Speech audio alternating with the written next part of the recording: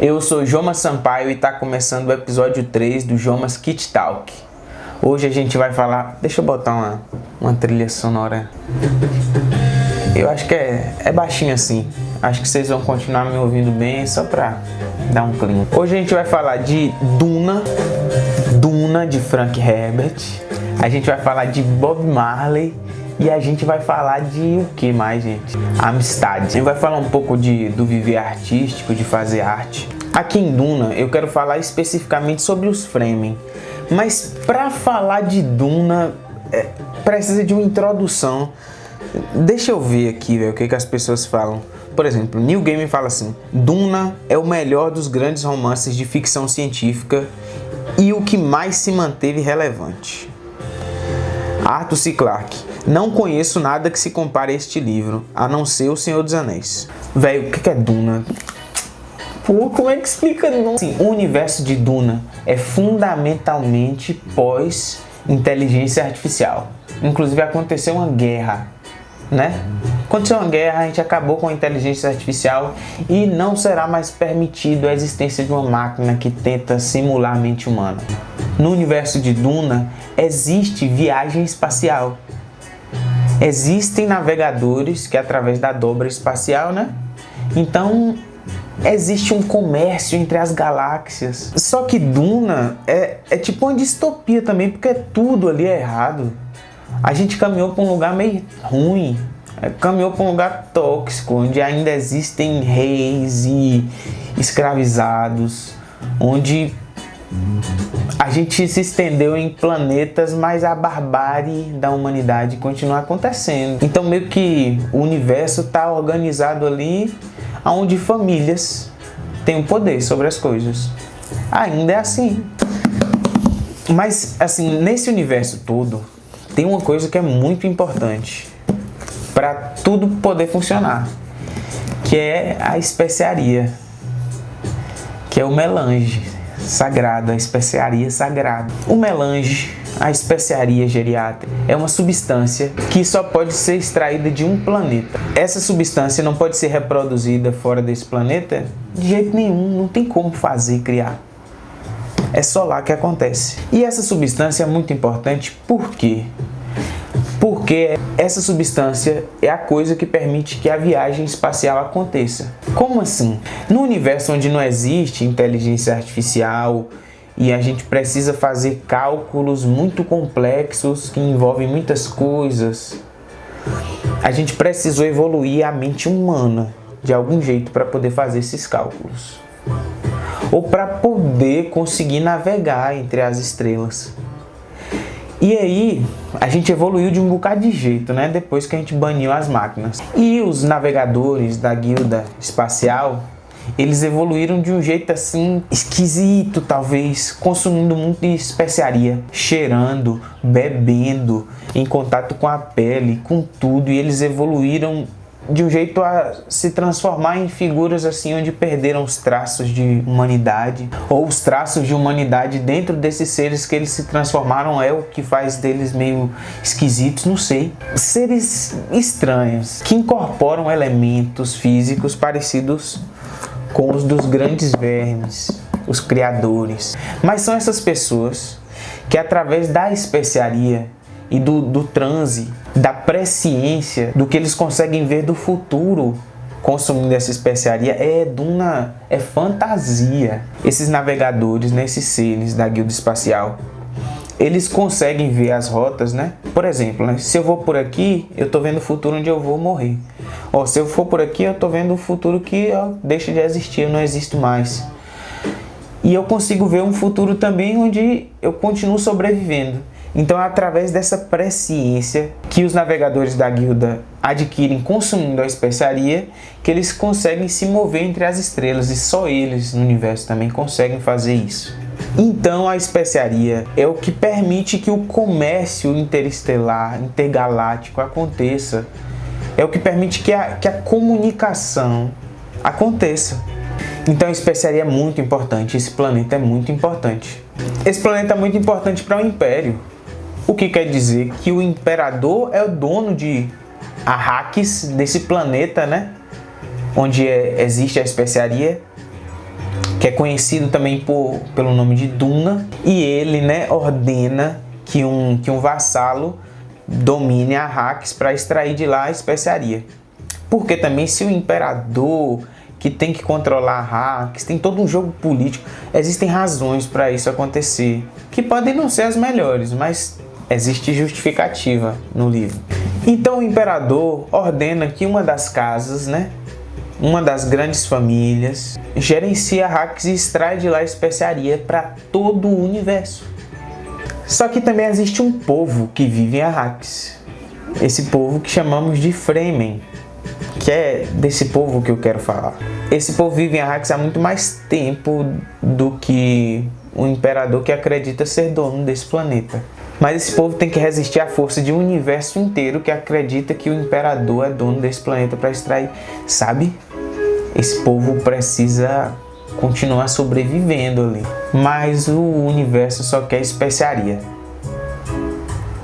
Enfim, os Fremen, os habitantes do deserto, eles são subestimados em número, em inteligência, em organização. Ainda assim, esse mesmo povo é o que precisa sobreviver resistindo ao pior clima. Ao pior clima, porque eu falo assim, é o clima de guerra constante, é o clima de opressão pelas famílias que vão controlar aquele planeta. E é um clima de opressão do planeta. O planeta é um deserto. O planeta é um deserto por causa dos vermes, ou os vermes só conseguem viver naquele planeta porque ele é um deserto. A gente vai ter respostas na trilogia. Mas assim, existem as trutas da areia. As trutas da areia, elas consomem a água e meio que jogam a água do planeta pro subsolo, sei lá. Eles montam uma capa, se reúnem em grupo e depois as próprias trutas de areia se transformam nos vermes gigantes, né? Que são quase impossíveis de serem destruídos, porque se um segmento anelar do verme continua inteiro, se transforma em outro verme. E aí, velho, o barato é louco, eles são os deuses, eles são os criadores. Sabe, os Fremen reconhecem os grandes vermes, os grandes vermes como criadores. De alguma forma, os Fremen, por mais que não entendam perfeitamente o mecanismo, né? Ou entendam perfeitamente o mecanismo, porque é isso. Os caras subestimam sempre os Fremen. Mas eles tiveram que estudar muito para poder sobreviver, crescer em número naquele planeta também. Eles são donos das melhores tecnologias para se sobreviver no deserto. Eles têm os captadores de vento, que captam a umidade que vai para as grandes cisternas. Eles têm os trajes, o traje estilador. Traje estilador, não sei, né? Tem alguma coisa com destilar, de separar a água que é, né, transpirada pelo corpo ou excretada de alguma forma pelo corpo. De todas as formas, esse traje vai destilar essa água para poder ser consumida. Por quê? Porque em Duna o fator limitante, né, para a vida, porque no ecossistema o recurso que está mais em falta é o recurso que eu falo assim, pô, se isso aqui aumentar, eu vou ter mais vida. Então o recurso limitante é o que tem menos. Esse recurso limitante em Duna é a água. A água é muito difícil. A água é o recurso mais escasso para a vida.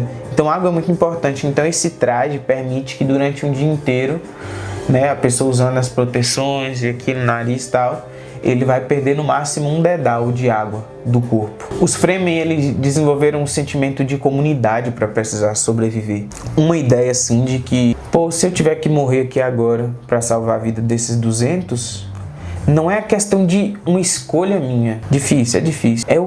É a única coisa que se pode fazer, porque a gente já vai morrer de qualquer jeito se a gente não fizer isso. Então, para um Fremen, né, para um Fedaykin ali do exército Fremen, ele, se ele precisar, né, ele vai fazer pelo grupo, pelo todo. Quando um Fremen morre, a água do corpo dele não pertence a ele, pertence à tribo. Então a água do corpo dele é extraída, né? E é colocada na grande cisterna. Para que vai servir essa grande cisterna, essa água? É algo importante para os Fremen. É um grande plano que vai além da vida de um só. E qualquer um da tribo, sei lá, veria ou morreria de sede antes de tentar pegar um copo dessa água, antes de tentar beber essa água. Os Fremen não são bonzinhos. Não existe essa moralidade da humanidade, do valor de uma única vida humana. Para os Fremen, ninguém pode ser fardo para a tribo. Ou você está ajudando, ou você está atrapalhando, mas você não pode ser um fardo. Então você pode imaginar que os Fremen também descartam pessoas. Nessas condições de opressão, esse foi o povo que se formou. Então existe algo de muito belo nos Fremen, existe algo de muito horroroso. E dentro disso, dessa comunidade também existe amor e ódio. Mas existe também, nesse cenário de opressão, uma ideia de que para sobrevivermos, nós precisamos agir enquanto grupo. Nós precisamos nos reconhecer enquanto grupo. E onde foi que eu vi isso? Também dá para ver em vários lugares, a forma como isso acontece ou como esse sentimento nasce. Mas eu estava assistindo Amistad, e Amistad é um filme de Steven Spielberg, famoso, é massa. E tem um momento assim onde um homem prestes a batalhar, uma batalha muito árdua, muito penosa, ele tá sem medo nenhum. Porque ele fala assim: eu não vou com medo não, porque eu tô acompanhado. Eu tô acompanhado de todos os meus ancestrais. Eu tô acompanhado de todos que vieram antes de mim. Porque nesse momento, nesse dia, eu sou a única razão para todos eles terem existido. Indignado quando eu escuto essas coisas. No filme, né, quando ele fala isso, é meio que existe um olhar da sociedade para eu não poderia escutar algo tão sensível, ao mesmo tempo algo tão inteligente dessa pessoa. É muito preconceito, é muito uma coisa difícil de comentar, véio. Mas os Fremen, nessa história fantástica, são a prova assim de que o povo que resiste, ele vai continuar resistindo. E para resistir precisa ser forte, precisa ser ardiloso às vezes, precisa ser inteligente. Sobreviver faz isso com as pessoas. E meio que o cara fica batendo nessa tese, sustentando essa tese ao mesmo tempo. Ele vai bater muito mais nisso nos livros seguintes. Essa aqui não é a história de um livro só, véio. Não tem como ler Duna só com isso aqui, é pouquíssimo. O segundo e o terceiro livro, Messias de Duna e Filhos de Duna. Mas é isso. Nesse momento da minha vida, eu sou a única razão para todos os meus ancestrais terem existido. Cara, meter essa pedrada. Eu tava assistindo o filme de Bob Marley, que eu gostei de um aspecto do filme, esse filme mais recente dele, que fala de, sei lá, o filme tenta colocar ali, mesmo sem explicar direito qual é a história, tal, qual é a real intenção, mas ele traz essa mensagem assim, ó, existem histórias por trás das canções. E eu gosto disso. E tem uma fala de Bob Marley que ele fala assim, né? A arte para ele, o que é colocado no filme e o que dá para perceber um pouco nas canções é que a fé que ele tem e a música que ele faz não são coisas diferentes. A fé que ele professa, o que ele vibra e a música que ele produz não são coisas diferentes. É meio que uma coisa só. Mas é isso, o viver dele como artista reflete a atuação dele no mundo, porque a fé dele também instrui nesse sentido. E aí, né, ele fala em algum momento onde estão tratando assim da riqueza que ele possuiu ou de que poderia adquirir. Aí ele fala assim: já tenho minha recompensa. ou alguma coisa desse tipo, eu já tenho minha recompensa, que é a vida eterna. Mas através de toda do que é colocado ali no filme também, você tem ideia de que ele não está falando assim de uma salvação da... Não é só a vida eterna de um plano espiritual. Não é a vida eterna de que as ideias que eu estou trazendo aqui também, isso que eu compartilho, que é a ancestralidade de um povo, continua existindo através de mim. E depois vai continuar existindo através de outra pessoa também. Eita! Inevitável, inevitável. Não dá para falar das proporções da guerra que os Fremen fizeram sob o comando de Paul Muad'Dib. Eu não estou falando do genocídio de povos. Eu estou falando de esterilizar planetas. Esse povo que foi oprimido, que também fez essas coisas. Nessa história fantástica de Frank Herbert, não é no mundo real. E Bob Marley falava assim: enquanto a gente não viver bem nós tudo, vai ter guerra, a gente não vai conhecer a paz. Aí vou ver quantos minutos tem aqui, que aí no final do programa eu boto só essa música pra acabar. Reflexão avulsa. Qual é a conclusão? Sei lá que conclusão, velho. Eu gosto muito de registrar as coisas, de fazer registro das coisas. É parte da minha motivação para fazer esses vídeos. E eu gravo também produções assim, mais tipo estúdiozinho, bacaninha aqui na minha casa. E aí eu coloco no Instagram. Meu Instagram, se você me conheceu a partir do YouTube, é @jomas.sampaio. É Jomas com M, não N.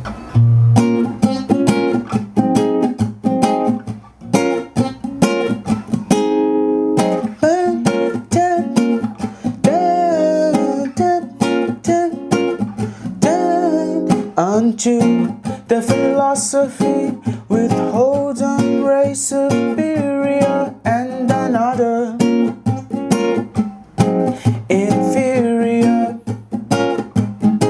It's finally and permanently discredited and abandoned. Everywhere is war.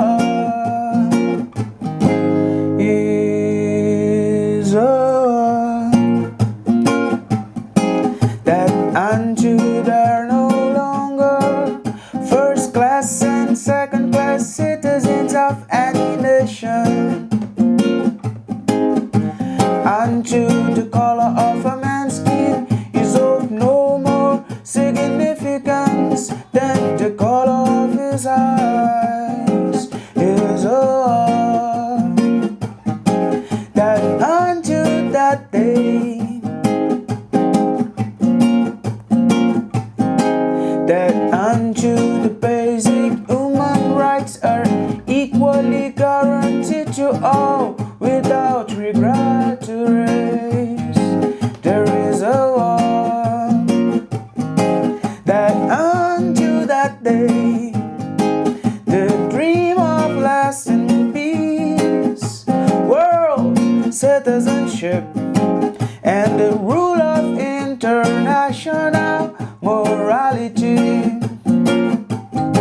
will remain in but complete illusion to be pursued, but never attained. No, everywhere is war. War.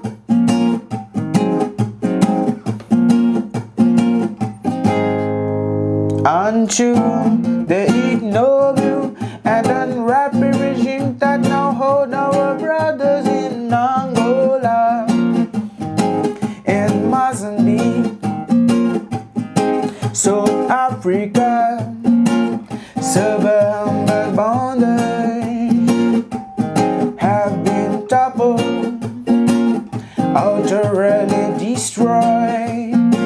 Well, everywhere is war. Is a war. War in the heat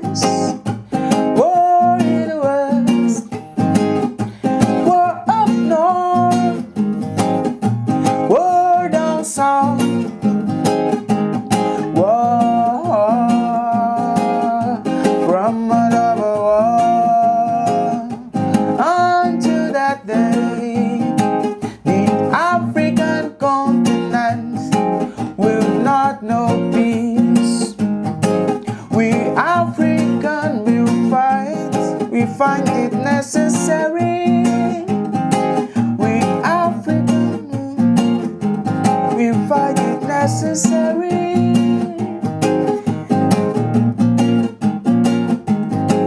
And we know we show it as we are confident and victory of good over evil. Good over evil.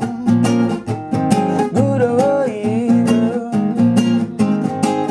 Thanks, I am. Até amanhã.